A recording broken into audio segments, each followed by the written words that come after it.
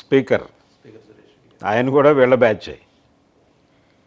ఈ క్రమం ఇప్పటికీ అంటే అలా సక్సెస్తో మొదలైనటువంటి కెరియర్ 50 సంవత్సరాలకి చేరుకుంది. ఇప్పుడు ఈ 50వ సంవత్సరం ఆయన హ్యాట్రిక్ హిట్స్ మీద ఉన్నటువంటి హీరో.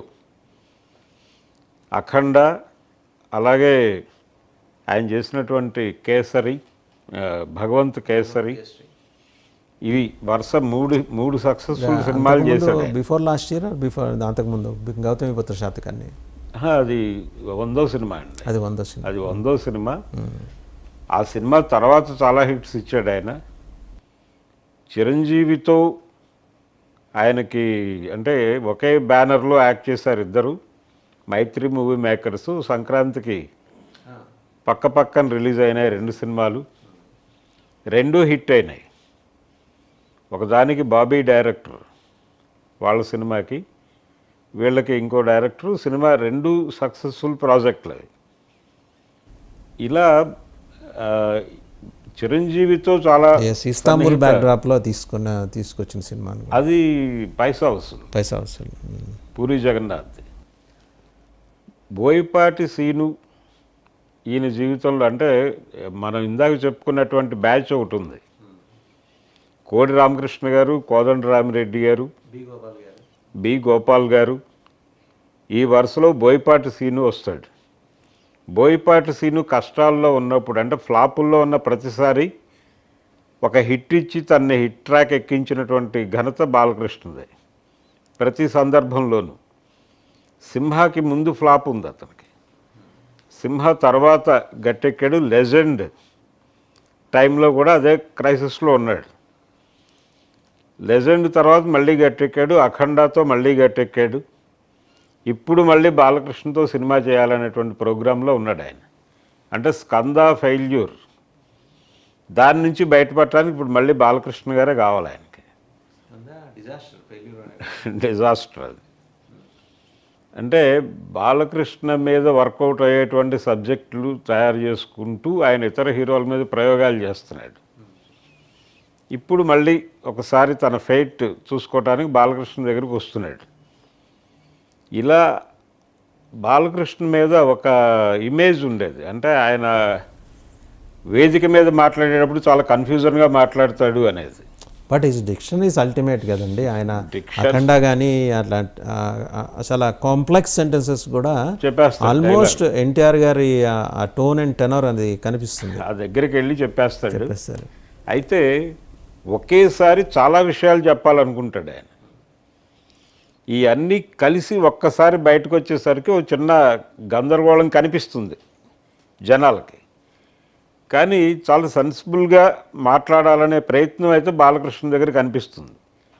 రెండోది ఆకలింపు చేసుకోవటం. ఇంకోటి సార్, ఆయన పురాణ ఇతిహాసాల మీద చాలా పట్టుందని అంటారు. పట్టుంది, చదివాడు, బాగా విపరీతంగా చదివారు. చదివాడు, అవగాహన చేసుకున్నాడు సంపూర్ణంగా. దాన్ని ఓపెన్గా డిస్కస్ చేస్తాడు. అలాగే పద్య సాహిత్యము, నాటకాలలో పద్య నాటకాలు, రంగస్థలం మీద కూడా మంచి అవగాహన ఉంది. ఆయన రెగ్యులర్గా వింటాడు. అది రంగస్థల పద్యాలన్నీ కూడా ఆ రోజున పాత నాటకాలు ఇవన్నీ ఆయన దగ్గర ఒక రికార్డు ఉంటుంది, ఒక ఈ బాక్స్ ఒకటి. దానిలో ఉంటాయి నిక్షిప్తమై. ఎవరైనా లైక్ మైండెడ్ పీపుల్ దొరికితే అది పెట్టేస్తాడు ఆయన. ఆ పాత జాషువా గారిది. తర్వాత ఆయన టీచర్స్ అంటే కూడా ఆయనకి హై రెస్పెక్ట్. ఆయన మొన్న నిజాం కాలేజీలో ఆయనకి హిస్టరీ చెప్పిన ప్రొఫెసర్ శాస్త్రి గారు దివంగతులైనప్పుడు పర్సనల్గా వెళ్ళారు. ఆయన వెళ్ళి రిచ్ ట్రిబ్యూట్స్ ఇవ్వటం, అంటే హ్యూమన్ రిలేషన్స్ మెయింటైన్ చేయటం కానీ, తన క్లాస్మేట్స్, తన టీచర్స్ అండ్ ఎస్పెషల్లీ అభిమానులు. అంటే చాలామంది తప్పుగా అర్థం చేసుకుంటారు కానీ అవుట్ ఆఫ్ ఆయన పూరి జగన్నాథ్ అన్నది కరెక్టే. అంటే ఒకటండి, ఇప్పుడు ఆయన ఒక స్టేజ్ పెర్ఫార్మెన్స్కి వెళుతూ 2 కళ్ళద్దాలు అలా పెట్టాడు వాంటెడ్గానే. అంటే అక్కడికి వెళ్ళాక రొటేట్ చేయాలి. ఈలోపు 2 అభిమానులు వచ్చి ఆయనకి శాలువా కప్పే ప్రయత్నం చేశారు చెప్పకుండా. దాంతో అవి కింద పడిపోయినాయి. ఆ చిరాకులో కొట్టాడు ఆయన. ఇలాంటివే జరుగుతాయి జనరల్గా. అంటే ఆయన ఏదో డిజైన్ చేసుకుని ఉంటాడు, వీళ్ళు ఇంకేదో చేసే ప్రయత్నం చేస్తారు, ఆయనేమో దానికి రియాక్ట్ అయ్యి ఒక దెబ్బ వేసేస్తాడు, బయటకేమో బాలకృష్ణ కొడుతున్నాడు అనేటువంటి ఇంప్రెషన్ వెళ్తుంది. ఇవన్నీ కూడా అంటే తన మీద ఉన్నటువంటి అపవాదులు, అలాగే తనని గురించి జనాలు ఏమనుకుంటున్నారు, ఇతర ఆర్టిస్టులతో ఆయనకు ఉన్నటువంటి ఘర్షణల గురించి జనాలు ఏమనుకుంటున్నారు, వీటన్నిటినీ కడిగేసుకుందాం అనే ఉద్దేశంతో ఆయన అల్లు అరవింద్ గారి ఆహా ప్లాట్ఫామ్ మీద ఆయన చేసినటువంటి అన్స్టాపబుల్ టాక్ షో. మనం ఇందాక మాట్లాడుకున్నప్పుడు ఆయన స్టేజ్ మీద మాట్లాడే సందర్భంలో కొంత గందరగోళం నడుస్తుంది అని అనుకున్నాం. కానీ బాలకృష్ణతో ఒక లైవ్ షో చేయవచ్చా, ఇది చాలా సాహసం చేస్తున్నాడు అరవింద్ గారు అని చాలామంది అనుకున్నారు. కానీ అది భారతదేశంలో అన్ని టాక్ షోస్ రేటింగ్స్ని క్రాస్ చేసి ముందుకెళ్ళింది. అదొక రికార్డు ఆయన కెరియర్లో. అది 2 సిరీస్ చేసేసాడు ఆయన, మూడు చేసాడు, 3 సీజన్లు, ఇంకొక సీజన్కి తయారవుతున్నాడు. ఇలా ఏ విధంగా చూసినా అంటే తను లైవ్లీగా ఉండటమే సక్సెస్ ఆయనకి అందులో ఆ అన్స్టాపబుల్కి సంబంధించి. ఇప్పుడు ఆయన నటవారసుడిని తీసుకురావాలి అనేటువంటి ఆలోచనతో ఉన్నాడు.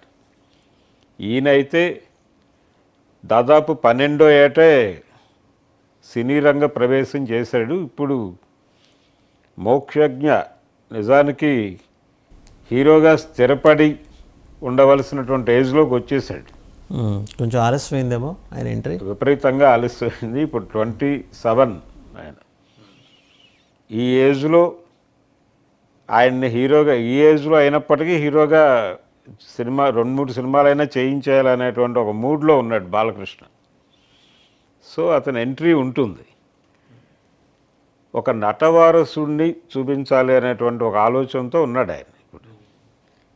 అలా రాజకీయంలో కూడా ఇలా సినిమాల్లో హ్యాట్రిక్ విజయాల్లో ఉన్నాడు ఆయన, అన్స్టాపబుల్ సక్సెస్, దానిలో ఒక హ్యాట్రిక్.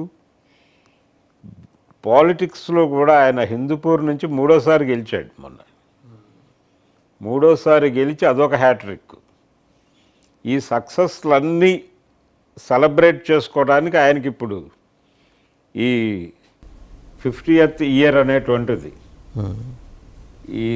ఇది కలిసి వచ్చింది. అండ్ ఆయన ఇంత సక్సెస్ రేట్ వెనకాల కఠోర శ్రమ ఉంది సార్, అది మనం లేదు హ్యావ్ టు అప్రిషియేట్. అంటే ఆయన ఏమి star hero, super star hero కొడుగ్గా ఆయన ఏమి 50 ఏళ్ళ పాటు